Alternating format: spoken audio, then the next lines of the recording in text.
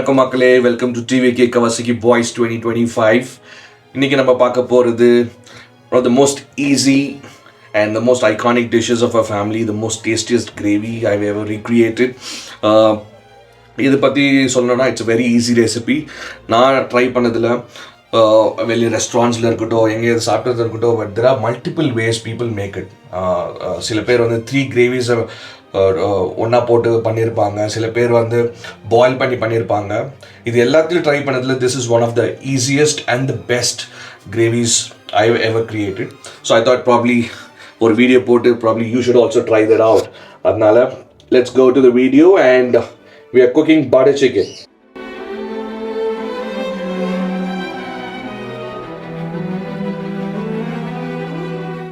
So butter chicken காக தேவையான பொருட்கள் ஒவ்வொன்றா பார்ப்போம். Let's go. இதுக்கு தேவையான பொருட்கள், first thing whole spices, chili powder, dhania powder, ginger garlic paste, dry chili.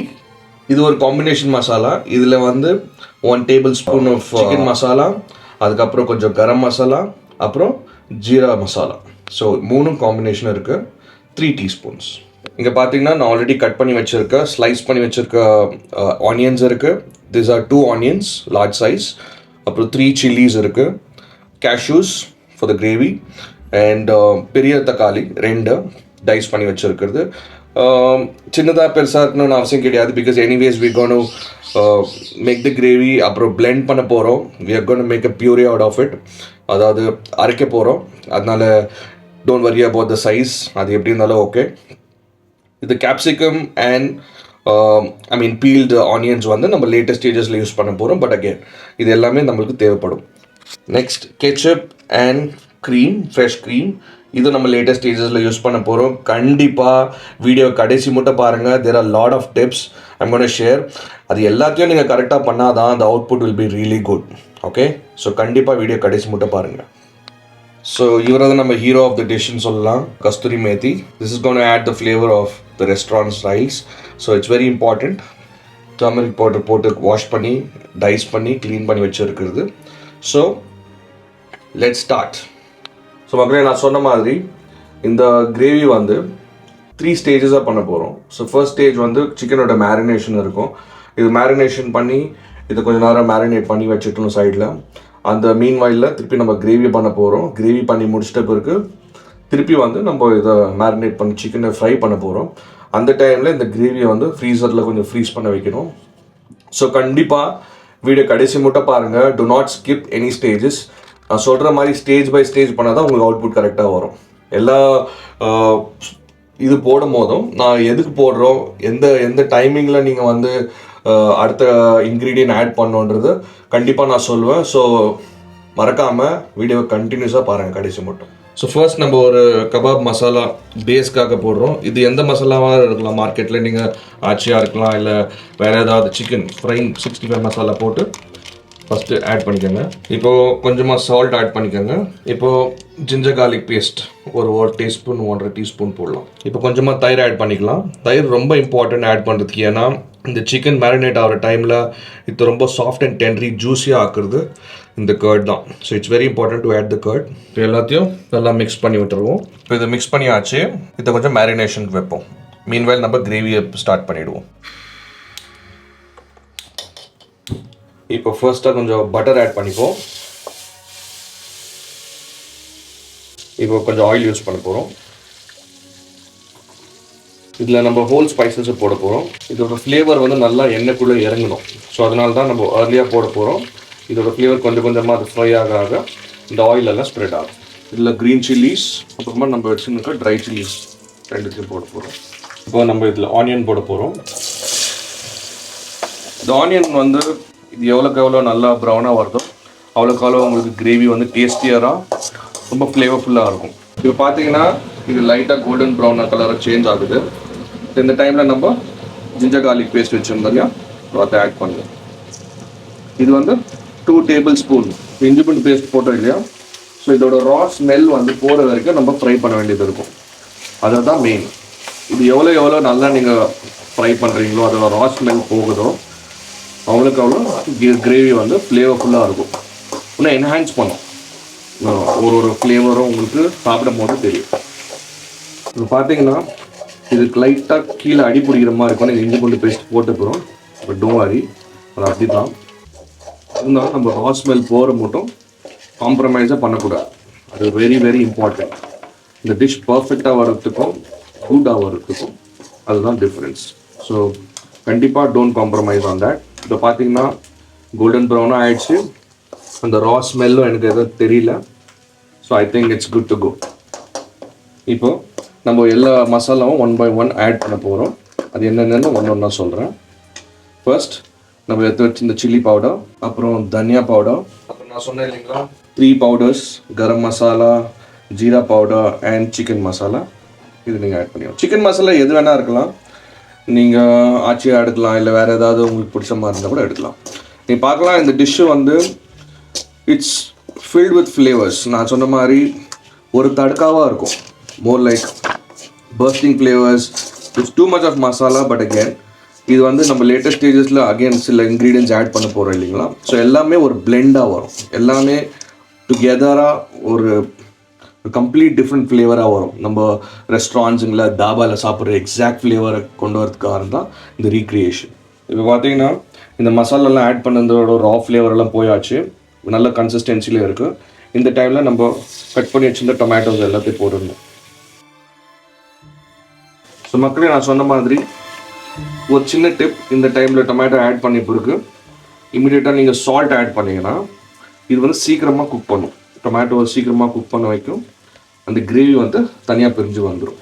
இந்த சமயத்தில் நம்ம எடுத்து வச்சுருந்த கேஷ்யூஸ் எல்லாம் போட்டுக்கலாம். கேஷ்யூஸ் கூடவே கொஞ்சம் கொரியாண்டரும் போட்டுருவோம், கொத்தமல்லி.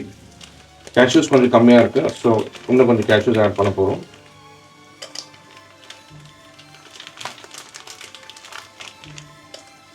கேஷ்யூஸ் உங்கள் தேவைக்கேற்ப ரொம்ப திக்காக ரொம்ப ஃப்ளேவர்ஃபுல்லாக வேணும்னா ஜாஸ்தி ஆட் பண்ணிக்கலாம். இல்லை மாடரேட்டாக போதும்னா ஒரு 50 கிராம்ஸ் போதும். ஸோ எல்லாத்தையும் பிளெண்டாக ஆகிற டைமில் கொஞ்சமாக தண்ணியை விற்று இது ரெண்டும் கிரேவி ஆகிற மாதிரி பாயில் பண்ண விட்டுருணும். இது பாயில் ஆக ஒரு 10 மினிட்ஸ் ஆகும். ஸோ இது நல்லா பாயில் ஆகி இது எண்ணெய் பிரிஞ்சு வர மட்டும் வெயிட் பண்ணலாம். ஸோ மக்களே, இப்போ நம்ம கிரேவி வந்து பாயில் ஆகிட்டு இருக்கு. நான் சொன்ன மாதிரி இப்போ வந்து ஃபர்ஸ்ட் ஸ்டேஜ் வந்து நம்ம மேரினேட் பண்ணி வச்சாச்சு சிக்கனை. செகண்ட் ஸ்டேஜ் கிரேவி ப்ரிப்பரேஷன் ஆகிட்டு இருக்கு. இந்த கிரேவி வந்து நல்லா குக் ஆகி வந்த பிறகு, ஒரு கன்சிஸ்டன்சி வந்த பிறகு நம்ம வந்து இது செப்பரேட்டாக கொஞ்சம் எடுத்து ஆற வைக்கணும். ஃப்ரிட்ஜில் வைக்கலாம், இல்லை ஃபேன் கடியில் வச்சு ஆற வச்சிடலாம். ஸோ அந்த டைமில் அதே கடாயில் திருப்பி நம்ம பட்டர் எண்ணெய் ஊற்றி நம்ம ஃப்ரை பண்ண போகிறோம். அது நெக்ஸ்ட் நம்ம பார்க்க போகிறோம். கண்டிப்பாக கடைசி வரைக்கும் வீடியோ மிஸ் பண்ணாமல் பாருங்கள். There are very important steps to be followed. ரொம்ப இம்பார்ட்டண்டான ஸ்டெப்ஸ். கண்டிப்பாக நீங்கள் வந்து அதை ஃபாலோ பண்ணி தான் ஆகணும் to get that final output. அதனால தான் நான் திருப்பி சொல்லிகிட்டு இருக்கேன். நீங்கள் பண்ணி செஞ்சு பார்த்த பிறகு தான் உங்களுக்கு அந்த அவுட்புட் தெரியும். கண்டிப்பாக கமெண்ட் பண்ணுங்கள். Open for suggestions. கண்டிப்பாக சொல்லுங்கள் மக்களே. இப்போ பார்த்தீங்கன்னா இந்த கிரேவி நல்ல கன்சிஸ்டன்சிக்கு வந்திருக்கு. இங்கே பார்த்தீங்கன்னா எண்ணெய்லாம் திரிஞ்சு வந்துருக்கு பார்த்தீங்கன்னா. அதாவது இந்த கிரேவி குக் ஆகிடுச்சுன்னு அர்த்தம். ஸோ இது நல்லா லாஸ்ட்டாக ஒரு வாட்டி கலக்கிட்டு இதை சைடில் எடுத்து வச்சிடணும். இதை வந்து இப்போ ஆற வைக்க போகிறோம். ஆற வச்சுட்டு தான் நம்ம வந்து மிக்சியில் போட்டு அரைக்க போகிறோம். ஸோ அந்த டைமில் நம்ம வந்து சிக்கன் எல்லாம் ஃப்ரை பண்ணிவிடுவோம். ஸோ மக்களே, இப்போது நம்ம கிரேவியை வந்து ஆற வச்சாச்சு. இப்போது சிக்கனை ஃப்ரை பண்ணுறதுக்காக கொஞ்சோண்டு எண்ணெய் ஊற்றிக்கணும். இப்போ எண்ணெய் சூடாகிடுச்சு, சிக்கனை போட்டுக்கலாம்.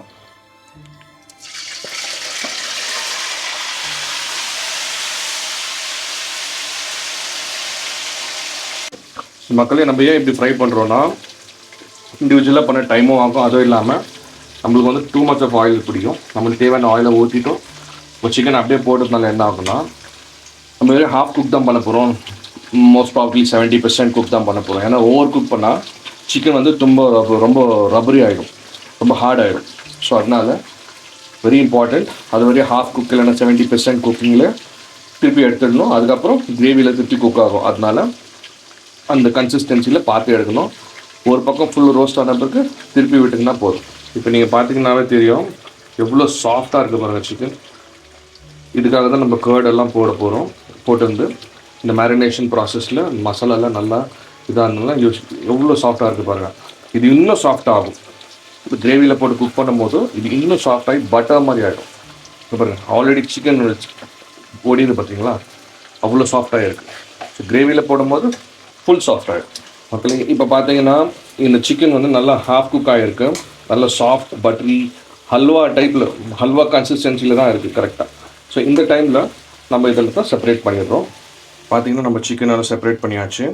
அங்கே கீழே பார்த்தீங்கன்னா நீங்கள் கொஞ்சம் ரோஸ்டடாக இந்த இதெல்லாம் இருக்கும். இப்போ நீங்கள் ஸ்டவ் ஆஃப் பண்ணிக்கலாம்.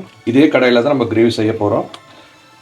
நீங்கள் இந்த லைட்டாக ரோஸ்டட் மாதிரி இருக்கிறதெல்லாம் கவலைப்படாதீங்க, இது எல்லாமே கிரேவி உள்ள போகும் தான். This is very important. இந்த சிக்கனோட ஃப்ளேவர் எல்லாம் இதில் கண்டிப்பாக இறங்கிட்டு இருக்கு. ஸோ நம்ம கிரேவி ஊற்றி குக் பண்ணிவிட்டு நம்ம சிக்கனை அப்புறம் ஆட் பண்ண போகிறோம்.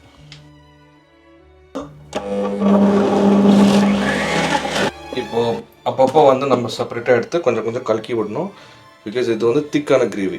பார்த்தீங்கன்னா நல்லா பியூரேவாக ஆகிடுச்சு.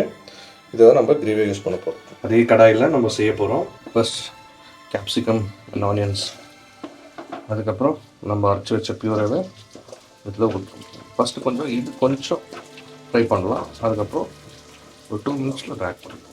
இது இப்போ கொஞ்சம் ரோஸ்ட் ஆனோம். நம்மளோட பியூரேவை இதில் ஆட் பண்ணிக்கிறோம். மக்களே, இப்போ இந்த கிரேவி பார்த்தீங்கன்னா பாயிலிங் ஸ்டேஜுக்கு வந்தாச்சு. இந்த எண்ணெயும் தெரிஞ்சு வருது. ஸோ கொஞ்சம் தண்ணி அப்போ ஊற்றிடலாம். நல்லா கலரிட்டு நம்ம சிக்கனையும் இதில் ஆட் பண்ணிட்டோம். அவ்வளோதான். இது வந்து நல்லா பாயில் ஆகி ரெண்டுமே பிளெண்ட் ஆகணும். பார்த்தீங்கன்னா எவ்வளோ டெண்டரியாக இருக்குது பார்த்தீங்களா சிக்கன். இதே மாதிரி நல்லா குக் ஆகி நல்லா சாஃப்டாக வரும். ஸோ ஃப்ரெண்ட்ஸ், இது கிரேவி நல்லா பாயிலிங் கன்சிஸ்டன்சிக்கு வந்தாச்சு. அது எண்ணெயெல்லாம் திரும்பி வந்தாச்சு. சிக்கனும் நல்லா குக் ஆகிருக்கு. இந்த நேரத்தில் தான் நான் சொன்னது அந்த secret ingredient, the star of the show, ketchup. So இது நம்ம ஆட் பண்ணிக்கிறோம். கெச்சப் ஆட் பண்ணதுக்கப்புறம் கொஞ்சோண்டு ஃப்ரெஷ் க்ரீம், இது திருப்பி அந்த சட்டில் பண்ணுவோம் அந்த கிரேவியை. ஸோ எல்லாமே உங்களுக்கு மிக்ஸ்டாக கிடைக்கும் when it's over. இது ஒரு இன்னும் 10-15 மினிட்ஸில் ஸ்லோ குக் பண்ணிவிட்டு இறக்கிட்டால் நம்ம பட்டர் சிக்கன் ரெடி. ஃபைனலாக நம்மளோட ஸ்டார் கஸ்தூரி மேத்தியும் ஆட் பண்ணுறோம் நம்ம தாபா ஸ்டைல் ஃப்ளேவருக்காக. ஸோ ஃபைனலாக கொஞ்சம் பட்டரை போட்டுட்டு ஒரு 2 லீவ்ஸ் போட்டுட்டு வில் சர்வ். நம்ம கிரேவி ரெடி ஆகிடுச்சு. இதை எப்படி சாப்பிட்றதுன்னு moment of truth. Chicken piece எடுத்து, it's very flavorful. கண்டிப்பாக நீங்கள் அந்த ஸ்டெப் பை ஸ்டெப் எல்லாத்தையும் ஸ்டார்டிங்லேருந்து எண்டு மட்டும் ஃபாலோ பண்ணிவிட்டு எல்லாத்தையும் செஞ்சு விட்டு அதோட டேஸ்ட் எப்படி இருக்குன்னு கண்டிப்பாக நீங்கள் வந்து கமெண்ட் பண்ணணும்.